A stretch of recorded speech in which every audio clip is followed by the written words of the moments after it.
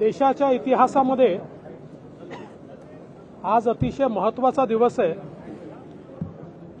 माननीय देशाचे प्रधानमंत्री श्री नरेंद्र मोदीजी यांच्या नेतृत्वात भारत सरकारने काश्मीरमध्ये अनुच्छेद 370 रद्द करण्याचा जो निर्णय घेतला होता, आज त्याच्यावर माननीय सर्वोच्च न्यायालयाने देखील एक प्रकारे मोहर उमटवलेली आहे। आणि ज्या प्रकारे सर्वोच्च न्यायालयाने आज निकाल दिलेला आहे, मी असं म्हणेन की आज भारताचा विजय झालेला आहे, जम्मू काश्मीरच्या लोकांचा विजय झालेला आहे। आणि खऱ्या अर्थानं ज्या 370 मुळे जम्मू काश्मीर हे विकासाचा आगार व्हायच्या ऐवजी दहशतवाद्यांचा आगार झालं होतं, आज खऱ्या अर्थानं 370 रद्द केल्यानंतर दहशतवादही कमी झाला, विकासही मोठ्या प्रमाणात वाढला आणि आता तर 370 पुन्हा येण्याची शक्यता पूर्णपणे सर्वोच्च न्यायालयाने संपवल्यामुळे एक नवीन पहाट ही आता जम्मू काश्मीरमध्ये झाली आहे, असं जर आपण म्हटलं तर ते वावगं ठरणार नाही।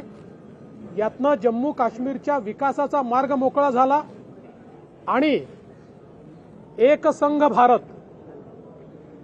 एक संघ होताच, पण कोणाच्या मनामध्ये जर यत्किंचित शंका असेल तर ती शंकाही आज संपलेली आहे आणि एक संघ भारत हा आजच्या निर्णयाने प्रस्थापित झाला आहे।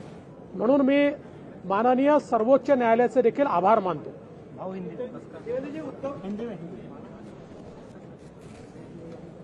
आज का दिन भारत के इतिहास में स्वर्ण अक्षरों से लिखा जाने वाला दिवस होगा। माननीय सुप्रीम कोर्ट ने जिस प्रकार से आदरणीय प्रधानमंत्री जी के नेतृत्व में लिया हुआ फैसला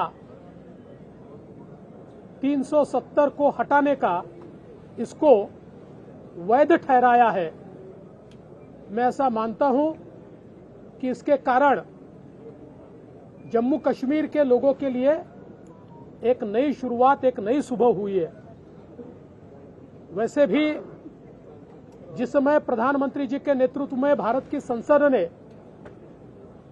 इसको हटाने का निर्णय लिया, उसके बाद हमने ये देखा लगातार आतंकवादी घटनाएं कम होती गई, विकास बढ़ता गया और जिस प्रकार से टूरिज्म के माध्यम से वहां के लोगों को रोजगार उपलब्ध हुआ, वो भी देखने लायक है।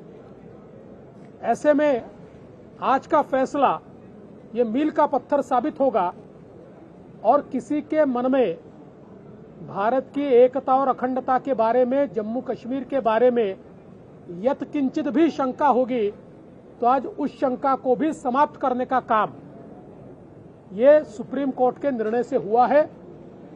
और मेरा विश्वास है कि आने वाले दिनों में प्रधानमंत्री जी के नेतृत्व में जम्मू और कश्मीर ये बहुत बड़े पैमाने पर वहां के लोगों की आशाएं, आकांक्षाएं, अपेक्षाओं को पूर्ण करने वाला राज्य बनेगा। और जिस प्रकार से हम कहते हैं कि भारत का मुकुट ये जम्मू कश्मीर है, ये मुकुट निश्चित रूप से आने वाले दिनों में चमकेगा और दमकेगा।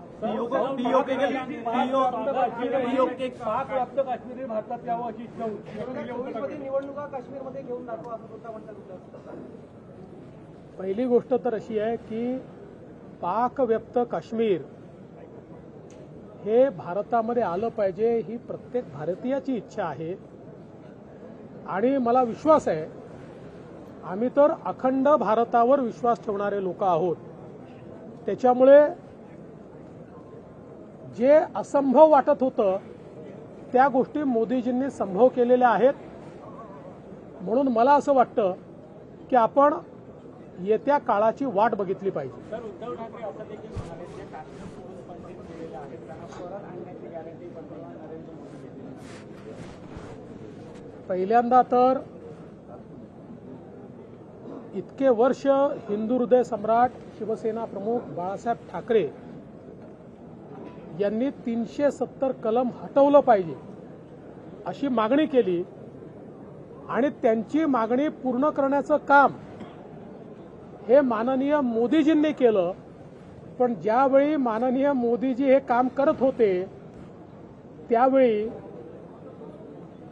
शिवसेना म्हणजे उद्धव ठाकरेंची सेना, उद्धव ठाकरेंच्या सेनेची भूमिका ही राज्यसभेमध्ये वेगळी, लोकसभेमध्ये वेगळी, इकडेही तिकडेही तबलाही डग्गाही अशा प्रकारची राहिलेली आहे. त्याच्यामुळे त्यांना या संदर्भात बोलण्याचा अधिकारच नाही आहे. त्यांनी खरं म्हणजे शिवसेना प्रमुख वंदनीय बाळासाहेब ठाकरेंनी जे जे मुद्दे मांडले त्याच्या विपरीत भूमिका घेणाऱ्यांच्या भूमिकेला सातत्याने संसदेत त्या ठिकाणी साथ दिलेली आहे. केंद्र सरकार क्या नीति है? 2 दिवस फक्त अधिवेशन 14 दिवसाच्या याच्यात 2 दिवस उद्धव ठाकरे अधिवेशनात सहभागी होणार आहेत. त्याच्यावरती प्रतिक्रिया. पहिला प्रश्न. दुसरा, जो न्याय नवाब मलिकांना तुम्ही पत्रातून लावणार तोच न्याय इतर लोकांना लावणार का, असा प्रश्न तुम्हाला विचार. पहिल्या प्रश्नाचं उत्तर असं आहे की किती आनंदाची गोष्ट आहे, उद्धवजी आले, अधिवेशनात आले. आता ते किती दिवस आले याचा हिशोब तुम्ही लावा. पण आले हे काय कमी आहे? प्रत्यक्ष येऊन बसले काय कमी आहे? त्यामुळे आता मी त्याच्यावर फार बोलणार नाही. जो न्याय नवाब मलिकांना आहे, नवाब मलिकांसारखा आरोप, त्यांच्यासारखी जेल, त्यांच्यासारखी परिस्थिती ही इतर कोणाची असेल तरी त्याच्यावर तोच न्याय लागला पाहिजे हे आम्ही सांगू. पीओके के लोग भी चाहते हैं कि उनका विलय भारत में हो, ऐसे में केंद्र सरकार की क्या नीति है? पीओके के लोग भी चाहते हैं कि उनका विलय भारत में हो, ऐसे में केंद्र सरकार की क्या नीति है? देखिए, इसके लिए आप ध्यान दीजिए. आने वाले दिनों में देखिए, मोदी है तो मुमकिन है, जो असंभव है वो मोदी जी ने हमेशा करके दिखाया है.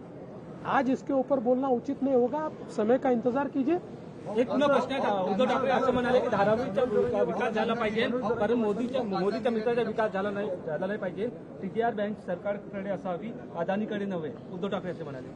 मी एकच गोष्ट या निमित्ताने सांगू इच्छितो की एक तर पहिलं जे धारावीचं टेंडर होतं ते तर काही अडाणींना नव्हतं. ते टेंडर रद्द करण्याचं काम कोणाच्या सरकारने केलं? उद्धव ठाकरेंच्या सरकारने केलं. आता जे टेंडर झालेलं आहे त्याच्या सगळ्या टर्म्स आणि कंडिशन्स ठरवण्याचं काम कोणी केलं? ते उद्धव ठाकरेंच्या सरकारने केलं. असं आहे की ही उद्धव ठाकरेजींची नीती आहे की ते विकासाच्या कामांना नेहमीच विरोध करतात आणि धारावीच्या लोकांना घर मिळू नये, कारण यांना घर मिळालं तर हे कदाचित आमच्या पाठीमागे येणार नाही, यांना झुंजवत ठेवा, अशा प्रकारची नीती त्यांची दिसते आहे. त्या नीतीच्या अंतर्गतच त्यांचं काम चाललेलं आहे. तुम्ही बघा, आता त्यांनी पहिल्यांदा जी काही रिफायनरी होती त्या रिफायनरीला विरोध केला. मग त्यांनीच पत्र पाठवलं त्यांच्या सरकारमध्ये की रिफायनरी इकडे नका, इकडे करा. मग तिकडे रिफायनरी करायला घेतली तर स्वतःच तिथे विरोध करण्याकरता गेले. त्यामुळे त्यांचा मूळ स्वभाव जो आहे हा विकासाला विरोधाचा स्वभाव आहे. ज्याला विकासाचा विरोध आहे त्या व्यक्तीशी काय बोलायचं? कांद्याच्या प्रश्नावर तुम्ही केंद्रीय मंत्र्यांची भेट घेतली, आम्ही भेटायला जाणार आहोत, काय स्थिती आहे? असं आहे की माननीय केंद्रीय मंत्री पियुष गोयल यांची मी भेट घेतली. मी त्यांना विनंती केली की आपण एक्सपोर्ट हा सुरू केला पाहिजे. त्यावेळी त्यांनी ही बाब माझ्या लक्षात आणून दिली किंवा मला सांगितली की देशामध्ये कांद्याचं जे उत्पादन आहे, देशाला जेवढं कन्झम्पशन आहे त्याच्या 25 ते 30% कमी देशामध्ये उत्पादन आहे किंवा स्टॉक आहे. अशा काळामध्ये जर आपण एक्सपोर्ट अलाउ केला आणि माल जर बाहेर गेला तर मोठ्या प्रमाणात देशामध्ये टंचाई तयार होईल आणि सामान्य कन्झ्युमरला कांद्याचे भाव परवडणार नाहीत आणि म्हणून आम्ही एक्सपोर्टची बंदी केली आहे. मी त्यांना ही विनंती केली की व्यापारी त्या ठिकाणी लिलाव बंद करतात, शेतकऱ्यांचं नुकसान होणार आहे. खरं म्हणजे जुना माल आता व्यापाऱ्यांकडे आहे, तो काही शेतकऱ्यांकडे नाही, पण नवीन माल हा शेतकऱ्यांकडनं येतोय. त्यावेळेस त्यांनी सांगितलं की जेवढा माल शेतकरी देतील तेवढा माल, जो काही भाव आम्ही ठरवू त्या भावावर सगळा माल केंद्र सरकार विकत घ्यायला तयार आहे.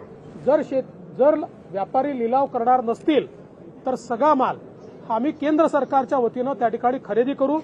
कुठेही आम्ही शेतकऱ्याला अडचणीत येऊ देणार नाही. तथापि अजूनही आमचा आग्रह हा चाललेला आहे की त्यांनी एक्सपोर्टला काही प्रमाणात का होईना परवानगी दिली पाहिजे आणि त्या संदर्भात आम्ही त्यांच्याशी चर्चा करतो.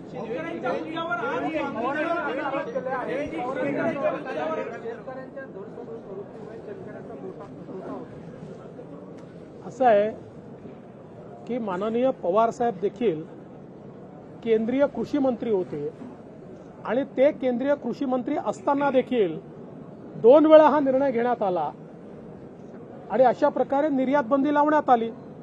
शेवटी आपल्याला आपल्या देशातल्या कन्झ्युमरचं बघायचं आहे की विदेशातल्या कन्झ्युमरचं बघायचं आहे.